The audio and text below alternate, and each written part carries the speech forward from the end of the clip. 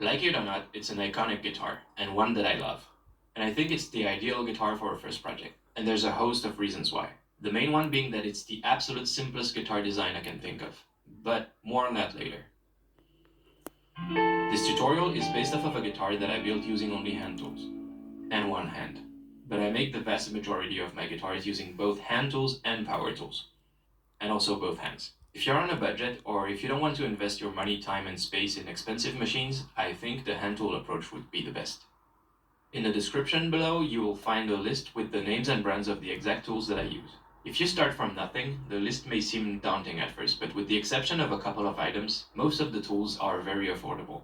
And generally speaking, they are valuable woodworking tools. So in the end, even for a hobbyist, I think it's a good investment.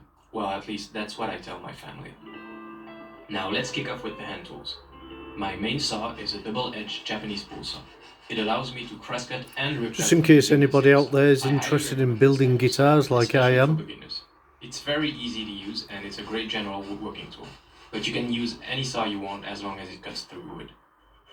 In addition to the first saw, I built my own guitar on a budget. You will also need some kind of fret saw or coping saw to cut tight curves around the body and headstock. There it is, guys. You will need a rasp to remove a lot of wood rapidly with some. My 70s, well, it was based around the 1970s Fender Stratocaster. And the other side for more detailed jobs. Built to my own spec. You will need at least one clamp, but I usually use two, whatever I'm doing. The first one holds. It took me several weeks to build from top to bottom. Around the first one. I hope it makes sense.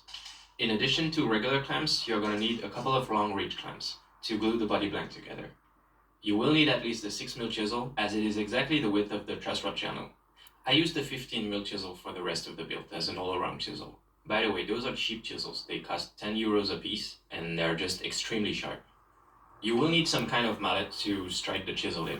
So just a briefing there, guys. If you're interested in building, making guitars as a musician. For the strings to go through the body, but also to attach a lot of hardware to the guitar. If you want to make the guitar entirely by hand, short video, but the hand drill is also